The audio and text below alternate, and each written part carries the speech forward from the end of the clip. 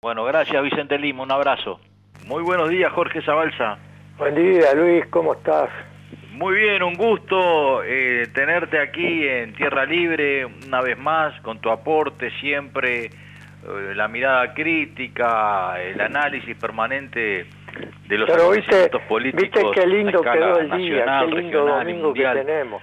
Y estábamos Se pronosticaban compartiendo... tormenta y hoy hace un sol tremendo. Es decir, los análisis ni en meteorología sirve mucho, ¿no? No, no acierta el pronóstico nadie.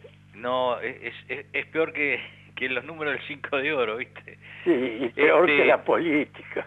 Exacto, la política es muy dinámica. Claro, demasiado dinámica. Y El hay que estar con la pensamiento, el cabeza análisis abierta. no lo alcanza a abarcar, no la puede retener. No, estaba releyendo tu último aporte, los desobedientes, ¿no?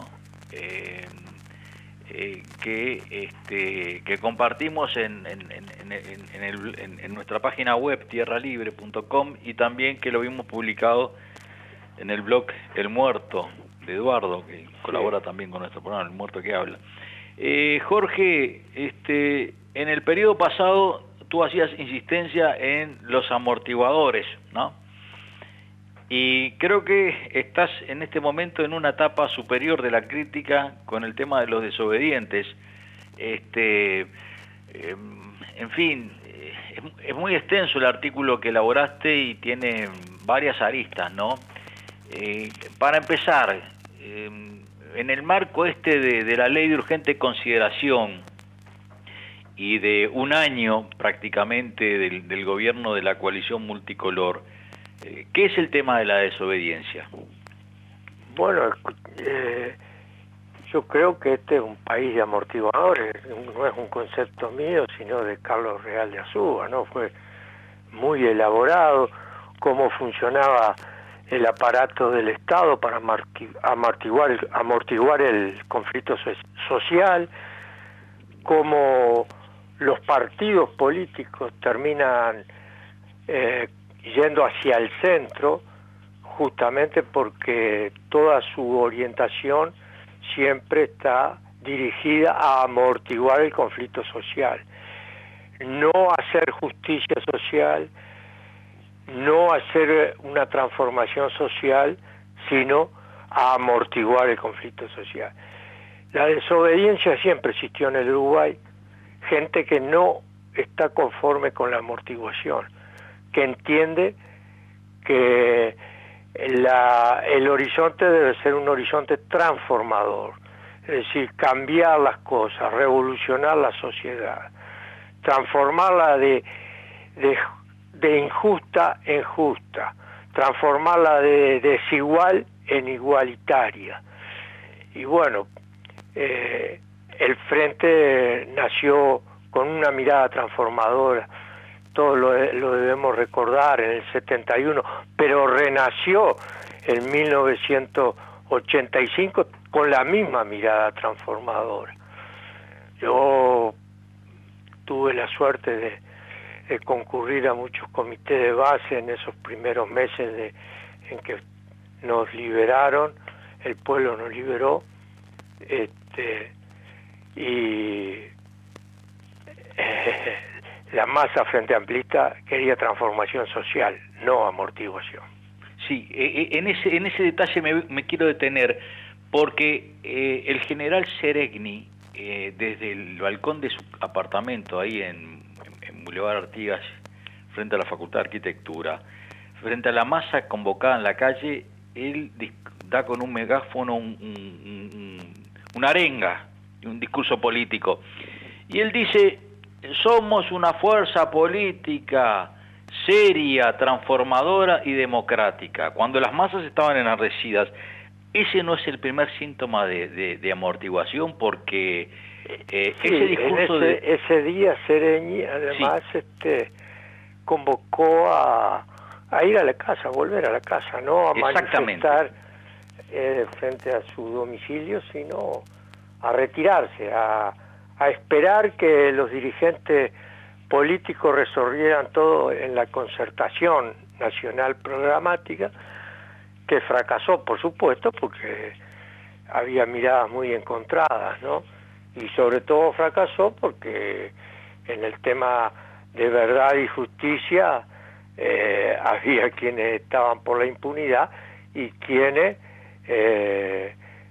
pretendían la verdad y la justicia, pretendían más. En aquella época se hablaba de juicio y castigo. Y, o sea que coincidís conmigo en que ese fue el primer amortiguador.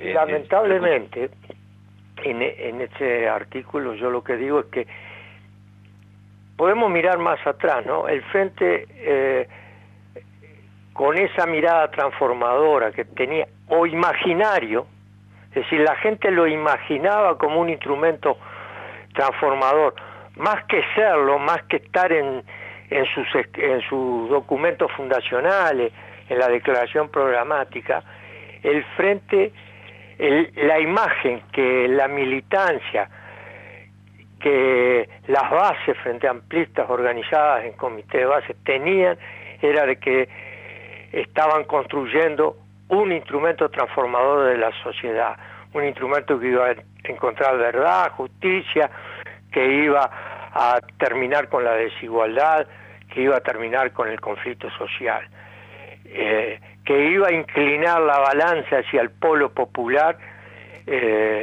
y no hacia el polo del capital. Ese era el imaginario.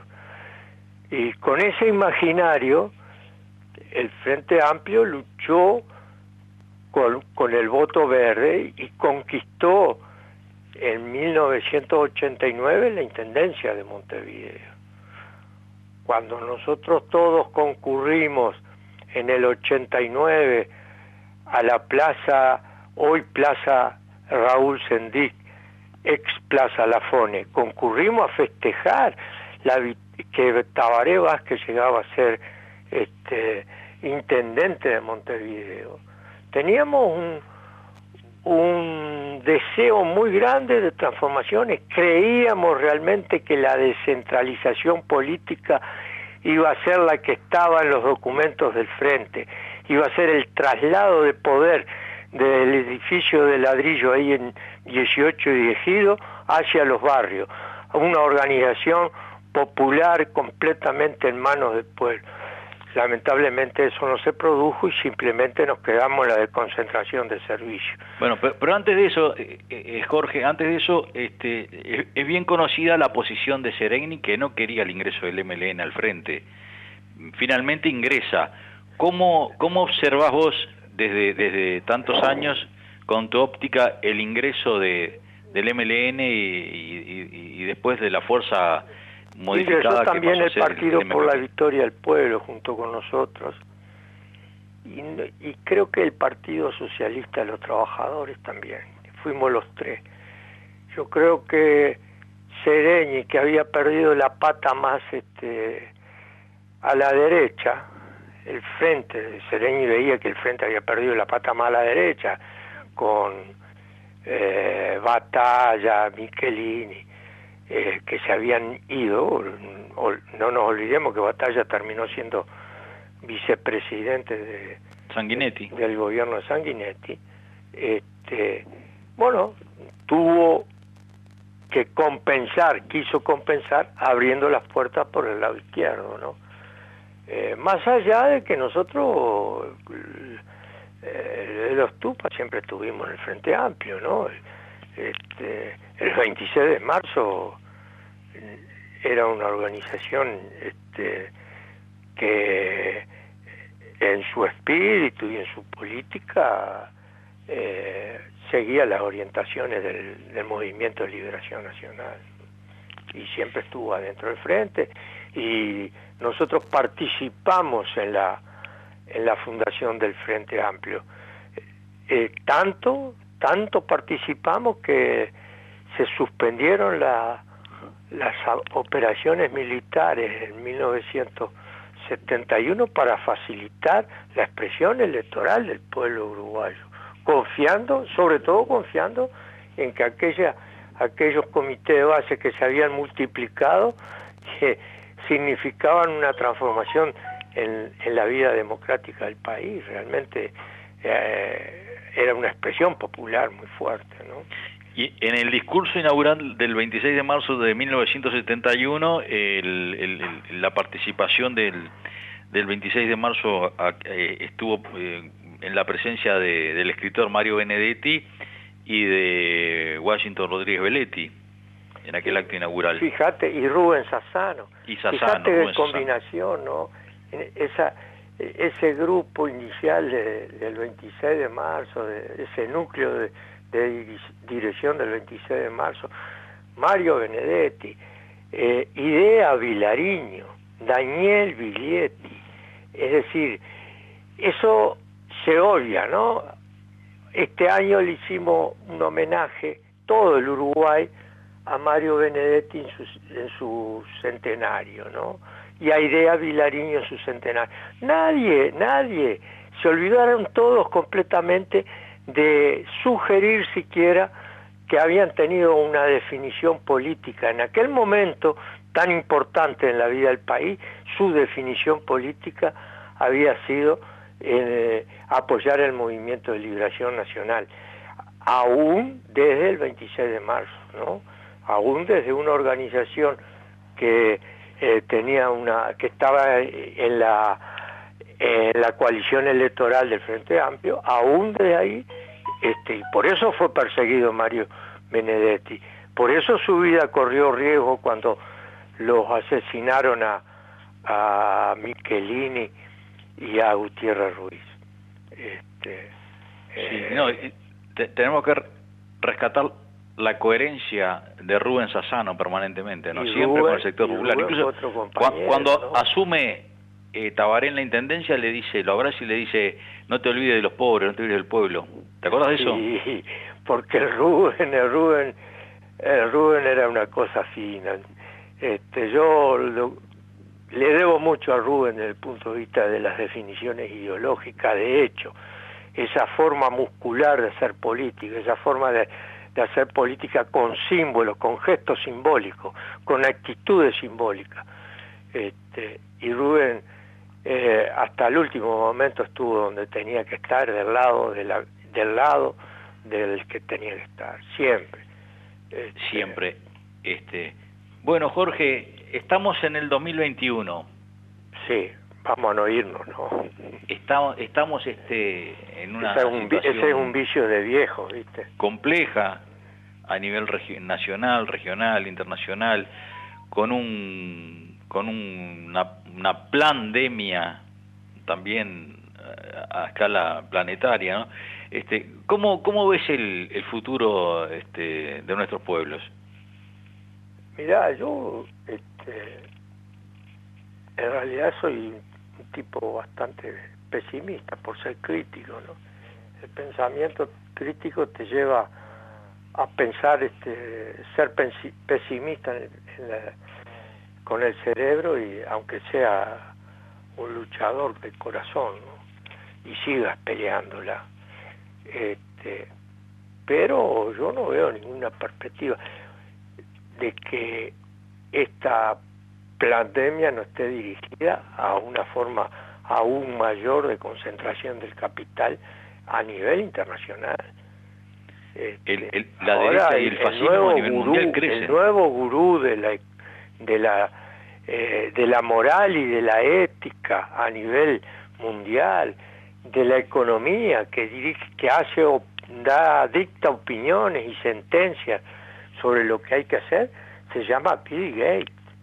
Es decir, un hombre sin escrúpulos que ha acumulado miles de millones de dólares que son producto del esfuerzo de trabajadores por todo el mundo, ¿no?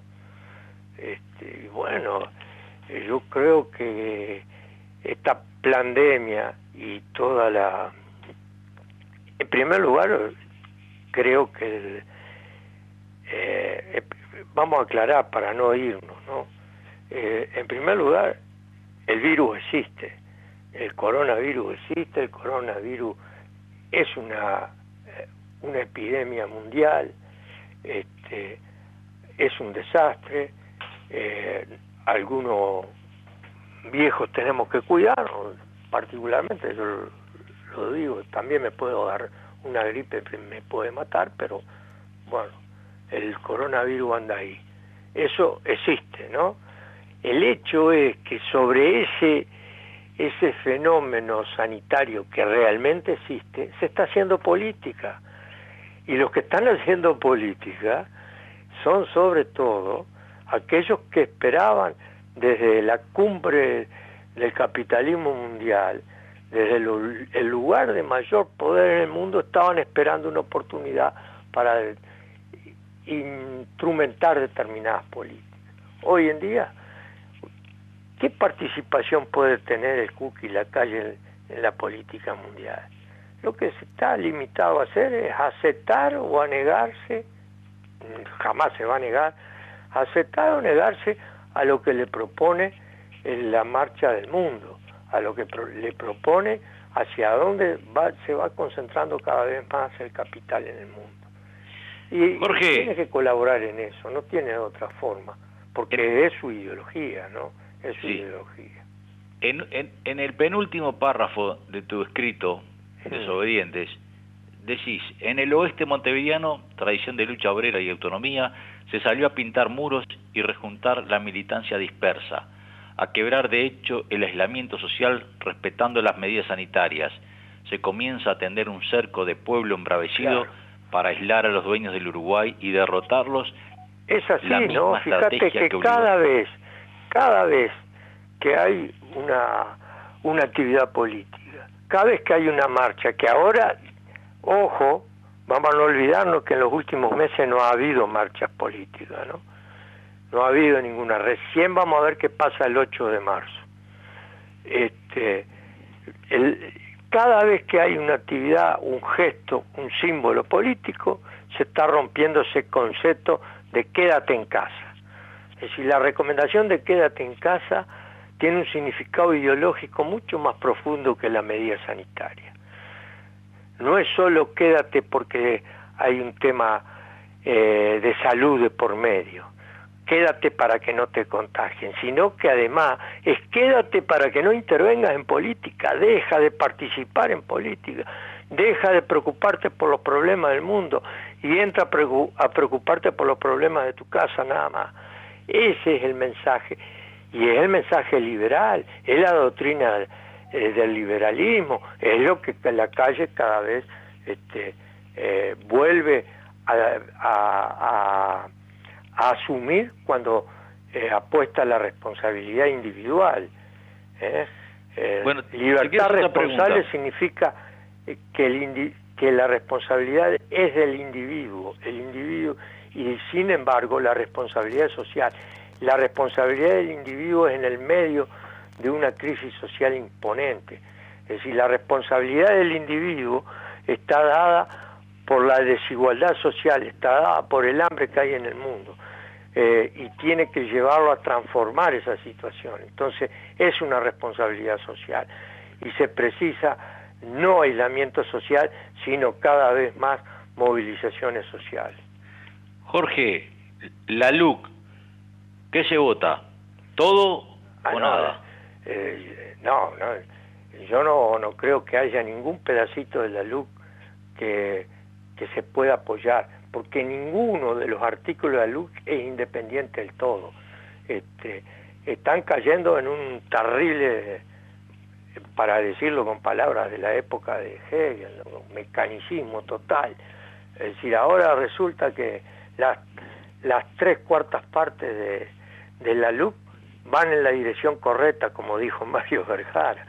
O sea, esta ley de urgente consideración que inventó la coalición multirregionaria, que es una medida de lucha... Con el apoyo del Frente Amplio. Con el apoyo del Frente Amplio. La inventó, pero el invento de la ley es de la coalición multirregionaria. Entonces, en lugar de oponerse a toda la ley, se oponen a la tercera parte nada más. Es imperdonable. Es decir, significa que de hecho la coalición multirregionaria en sus 2/3 partes de la LUC ha actuado en la dirección popular, ha actuado en beneficio de la gente, en defensa de los derechos, porque de otra manera, ¿cómo se explicaría que una fuerza popular con apoyo de la dirigencia sindical haya votado todo eso? Bueno, se explica por el colaboracionismo, se explica por la prestado. Conciliación y por la moderación. No queremos, el Frente no quiere más transformar el mundo, el Frente quiere adaptarse al mundo, y ese mundo al cual quiere adaptarse y el cual quiere administrar se llama capitalismo, y implica una injusticia tremenda, implica hambre en el mundo, implica que las vacunas vayan a Canadá, a Estados Unidos, a Europa, y no vayan a África, a Asia, y bueno, tampoco a Uruguay. Es decir, ahora ya no se habla de febrero, sino de marzo para vacunarnos, y después se va a hablar de abril y de mayo. Vaya a saber cuándo nos llegan. Seguro. No, pero lo que yo personalmente voy a firmar contra toda la LUC. Y yo creo, tengo la firme convicción, que es el camino más adecuado para demostrarle a este gobierno que la gente no quiere ese cambio, con el colaboracionismo implícito de todo el Frente Amplio. Porque votar la reforma parcial significa ser cómplice de esta política de cohabitación que ha planteado el Frente Amplio. Eso es lo que pienso yo. El símbolo, al símbolo ese que da el gobierno cuando manda la LUC, que es un símbolo, es una especie de ejercicio del derecho de pernada, el derecho medieval de pernada, el ejercicio del poder desmedido sobre el pueblo, es decir, es una cuestión ideológica, además de ser una ley que habilita para fabricar chorizo en la carnicería, es un símbolo de que nosotros somos el poder, nosotros hemos regresado, sabemos cómo hacerlo y volveremos a hacerlo. Hoy en día la clase dominante ha regresado al gobierno, siempre ejerció el poder, siempre mantuvo el poder económico y político, porque hacía política sin estar en el Parlamento, sin ser mayoría en el Parlamento, sin ser mayoría en el Poder Ejecutivo, igual siguió imponiendo determinadas políticas. Ahora, entonces, a ese símbolo del regreso del demonio, que significa la luz, hay que oponerle un símbolo de acá estamos nosotros, el pueblo uruguayo, dispuesto a defender nuevamente nuestros derechos, nuestras libertades y nuestros intereses. Acá estamos los uruguayos y las uruguayas dispuestos a luchar contra ese gobierno de la clase dominante. Ese gobierno, esa organización política, esa coalición que está orientada en beneficio de los terratenientes, de los dueños de los bancos, del gran capital. Eso lo podía haber hecho los parlamentarios progresistas. Ahí es donde se ve que la moderación es en definitiva una forma de conciliación tremenda, porque lo podían haber hecho, se podían haber puesto en la primera línea de fuego y haber dicho no votamos nada, no, incluso se podían haber levantado de la banca y no haber presenciado el acto en el cual la mayoría aprobaba la luz, haber vaciado, dejado vacío la sala del Parlamento, la sala de representantes y la sala de los senadores, pero no, eligieron colaborar, eligieron un mensaje en el cual dice somos una oposición responsable, y por eso encontramos que las 2/3 partes de la LUC son buenas, pero solo una es mala, cuando el conjunto, el símbolo, el acto de poder, de ejercicio del poder, es en su conjunto, no simplemente una tercera parte. Ahora, lo que estás planteando vos, nosotros desde hace 11 años que lo venimos diciendo, el colaboracionismo hace ese corrimiento del Frente Amplio hacia la derecha, y hace 6 años Venimos diciendo la entrega del gobierno, la pérdida. La coalición multicolor no ganó porque tenía más capacidad, sino que se le cayó encima al gobierno. Es decir, fue una entrega y la gente fue un voto castigo. Yo no escucho hablar del voto castigo. Nosotros decimos, acá va a haber un voto castigo, y ese fue el voto castigo. Sacarlo de circulación. Por lo menos en lo poco que uno está en contacto con la vida real, con la gente común y silvestre, el voto al frente siempre fue por lo menos malo. En octubre, ese menos malo le faltaron 200.000 votos, que en algún determinado momento dijeron, bueno, yo no voto, me abstengo, o voto otra cosa, o sí, ya no me la alcanza con lo menos malo. Después se recuperó, ¿no? Se recuperaron, pero igual no alcanzaron la mayoría en el balotaje. De todas formas, siguen en el mismo camino que nos lleva al infierno. Si están pisando las mismas piedras que pisaron durante 15 años. Entonces, no es difícil pronosticar de que les va a pasar algo similar o semejante a lo que le ocurrió al Partido de los Trabajadores en Brasil. Que pongan las barbas en remojo. Han sido incapaces de hacerse una autocrítica todavía. Me parece gravísimo eso que estás diciendo. Un año después de las elecciones, un año después que la calle asumió el gobierno, todavía el Frente Amplio está jugando con que hace, con que un documento, con que esto, con que lo otro, engañando a su militancia, porque esa hipocresía hay que hacerla notar, engañando a su militancia, y además desinteresando al pueblo para hacer un análisis, para que el pueblo crezca políticamente en el análisis de los errores que se cometieron, de los gruesos errores que se cometieron, empezando por haberse inclinado hacia la moderación, que significa la conciliación con los poderosos, con los dueños de los capitales, en particular con los extranjeros. Ahora que hablan de la reforma de la seguridad social, ¿por qué no se piensa en esos miles de millones de dólares en que se está exonerando a las grandes empresas de la zona franca? Si en lugar de exonerarlas se les cobraran impuestos, se taparía el déficit de la seguridad social de un día para el otro. Pero no, hay que echarle la culpa a los trabajadores, hay que echarle la culpa de la quiebra del sistema social, la culpa la tiene los trabajadores, que cada vez son menos y que cada vez pueden aportar menos porque tienen sueldos más bajos. Sí, yo rescato lo que dijiste recién.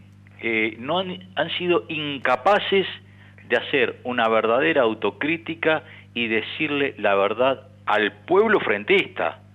Es decir, me parece gravísimo y me parece una especie de condena a muerte para el Frente Amplio no haber hecho esa necesaria y objetiva autocrítica. Recién vos empezaste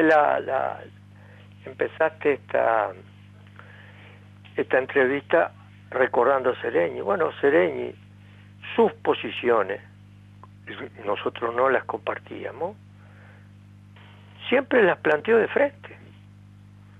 Es decir, si algo no se le puede decir a Sereñi es que no haya sido honesto, siempre fue honesto. Siempre dijo lo que pensaba. Bueno, hoy en día tenemos una dirigencia en el Frente Amplio que no dice lo que piensa. Y al pueblo hay que decirle lo que se piensa. Al pueblo hay que decirle la verdad. Si ellos entienden que, dada la correlación de fuerza entre capital y trabajo, tienen que inclinarse a favor del capital, tienen que decirlo. Si ellos van a trabajar para defender las ganancias de los dueños, de los multimillonarios, de los dueños del capital, bueno, tienen que decirlo. Entonces, de esa manera, el pueblo se educa, y si piensa de otra manera diferente y cree que realmente hay que luchar contra las desigualdades y para transformar esta sociedad tan injusta en una sociedad de justicia social, el pueblo encontrará su salida y su respuesta, como la encontró durante la salida de la dictadura. ¿O no fue el pueblo el que prácticamente sin una intervención política de ningún partido le dijo que no a la dictadura? Totalmente de acuerdo. Siempre, bueno. Totalmente ojo, señores dirigentes del Frente Amplio, porque le puede decir que no al Frente Amplio también. Hay una frase de Ho Chi Minh que dice: si los dirigentes políticos no siguen los sentimientos del pueblo, los pueblos van a manifestar por las calles llevando como portaestandarte la cabeza de los dirigentes traidores. ¿La conocías esa? Sí, esa frase de Ho Chi Minh. Era grande. Bueno, Jorge, no sé, ¿alguna reflexión final? Porque vamos a ir a la tanda, si no. No, bueno, yo la verdad que te agradezco mucho esta posibilidad de salir por tierra libre, que cada día tiene una visión mayor. Y esto lo iniciamos con el Potrillo Rezano, con Carlos Rezano. Con el Potrillo, qué grande Potrillo. Grande el Potrillo. Y hace 11 años que estamos, Jorge. ¿Cuánto se lo extraño? Sí. 11 años. Sí, yo estuve el último día, el día anterior a que falleciera, estuve con él. Sí. Una gran persona, él y la familia. Increíble, Potrillo. Bueno, Jorge, nos vemos, seguimos entonces, por la misma senda. En contacto, no hay problema. Un abrazo. Un abrazo, Luis, como siempre. Saludos a la familia y a toda la barriada de Santa Catarina. Igualmente. Chao. Vicente Lima, vamos con la tanda comercial.